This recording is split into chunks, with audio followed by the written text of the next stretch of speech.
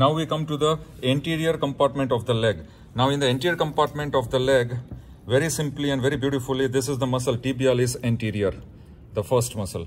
Origin of tibialis anterior will be from the anterior surface upper 3/4 of the tibia as well as the lateral surface of the upper 3/4 of the tibia. And insertion will be, this tibialis anterior will be inserted on the medial cuneiform and on the first metatarsal, base of the first metatarsal and medial cuneiform on the dorsal side, dorsomedial side. Please note down.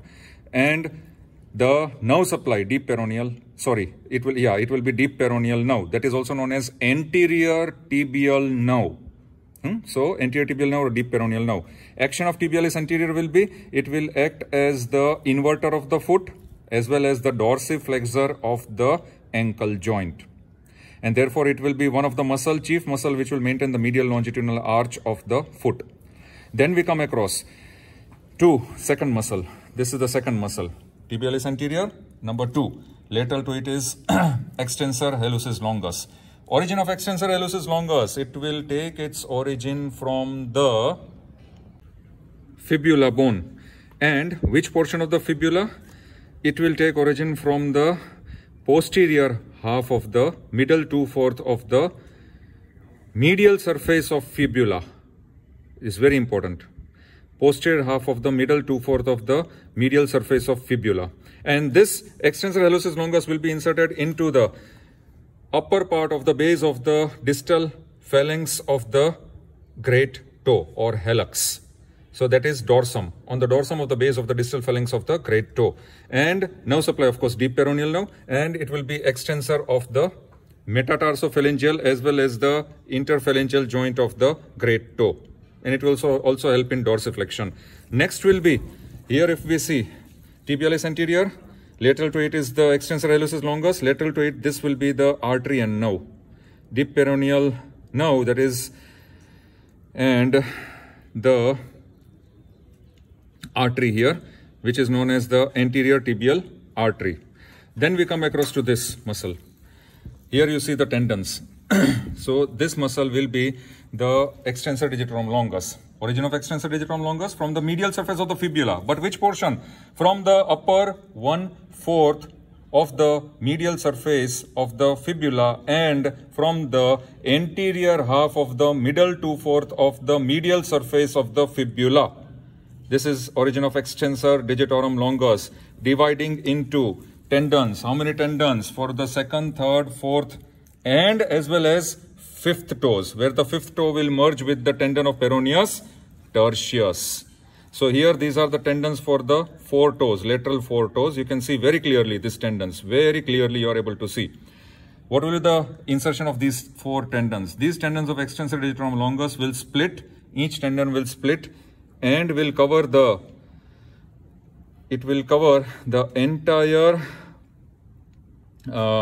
middle phalanx and distal phalanx and will be inserted further in the dorsum of the base of distal phalanges of the lateral 4 toes, extensor digitorum longus. So it will help it will help in the extension of the interphalangeal joint of the lateral 4 toes, also metatarsophalangeal joints of the lateral 4 toes, and nerve supply is deep peroneal nerve. And then we come across to this muscle here. This is a very beautiful muscle which has been dissected out. This is the peroneus tertius. And see the peroneus tertius taking origin once again from the fibula. Which portion of the fibula? It will take origin from the medial surface of the fibula, but from the lower 1/4 of the entire medial surface of the fibula. And it will be inserted along with the lateralmost tendon of the extensor digitorum longus. Where it will be inserted? It will be inserted on the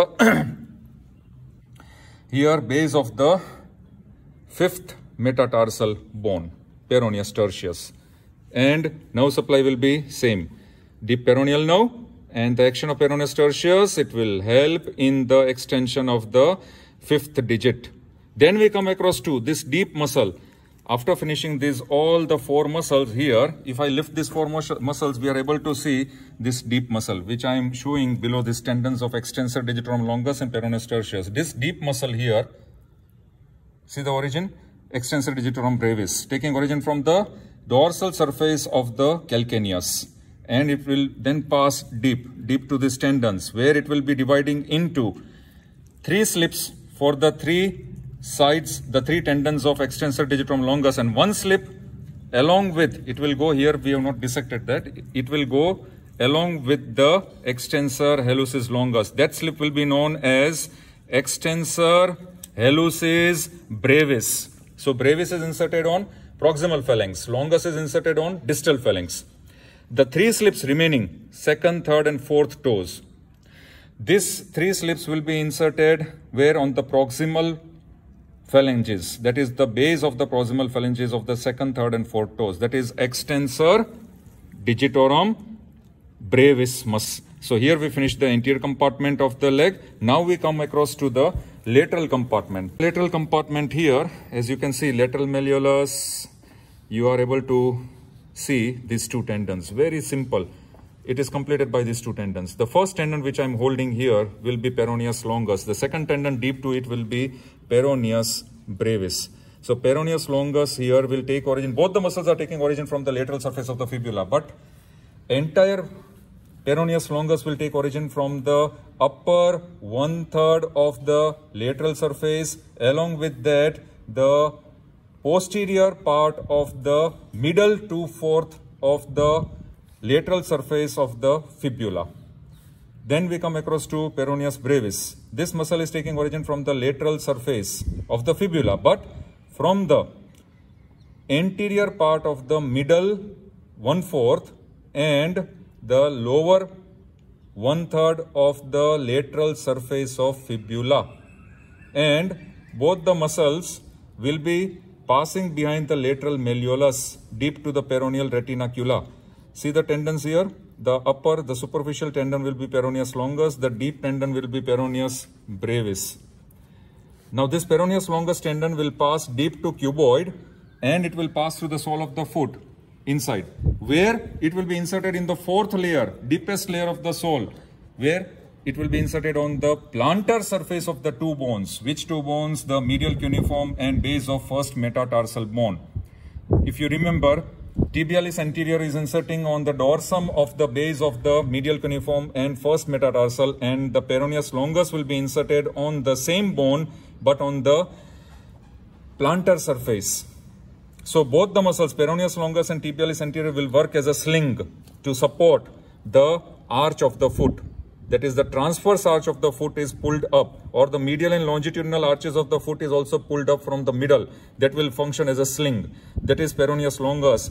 Nerve supply of peroneus longus will be from common peroneal nerve, and that is a branch superficial peroneal nerve, a branch of common peroneal nerve. And action will be everter of the foot. And at the same time, this muscle will help in maintaining the lateral longitudinal arch of the foot also. Second muscle is peroneus brevis, insertion. Where is this peroneus brevis muscle getting inserted? So this peroneus brevis muscle here, which I am holding, will be inserted on the base of the 5th metatarsal bone. Nerve supply superficial peroneal nerve, and action will be everter of the foot. So here, these 2 muscles will form the peroneal compartment or lateral compartment of leg.